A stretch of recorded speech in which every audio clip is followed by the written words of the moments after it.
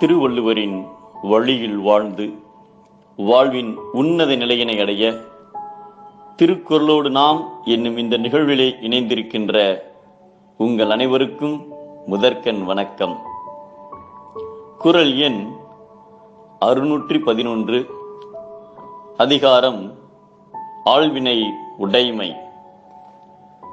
Scotland நாட்டை Robert Bruce என்ற மன்னர் ஆண்டு வந்தார்.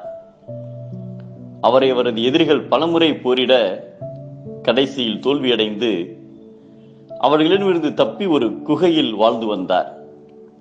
இனி நம்மால் ஒன்றும் செய்ய முடியாதே என்ற வருத்தத்தில் உற்சாகம் குறைந்து அயர்ந்து படுத்திருந்தார். அப்போது அந்த குகையின் மேல் உத்தரத்தில் சிலந்தி ஒன்று ஒரு உத்தரத்திலிருந்து மற்றொரு உத்தரத்திற்கு தனது வலையை கட்ட பாய்ந்தது.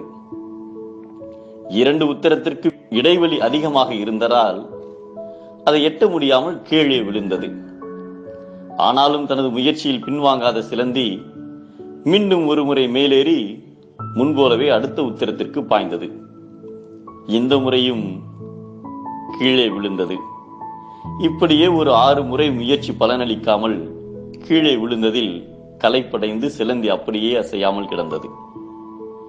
இதை பார்த்து கொண்டிருந்த புரூஸ், இந்த சிலந்தியும் நம்மை போலத்தான் தோற்று போய் களைத்து விட்டது, இனி இதற்கும் நம்மை போல வேறு வழியில்லை என்று மனதில் நினைத்துக் கொண்டிருந்த பொழுது சிலந்தி மெதுவாக மேலே ஏறியது.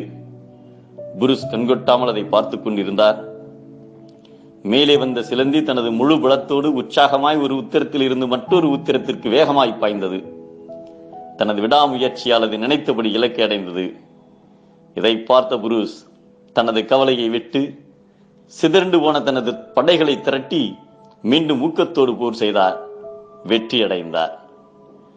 அருமை வாய்ந்த ஒரு செயலை தளராமல் செய்தால் அது முடிப்பதற்கு ஏற்ற பெருமையை முயற்சி தானே கொண்டு வந்து தரும் என்பதை அருமை உடைத்தென்று அசாவாமை வேண்டும், பெருமை முயற்சி தரும் என்கிறார் நம் திருவள்ளுவர். முயன்றால் பெருமை, வென்றால் அருமை.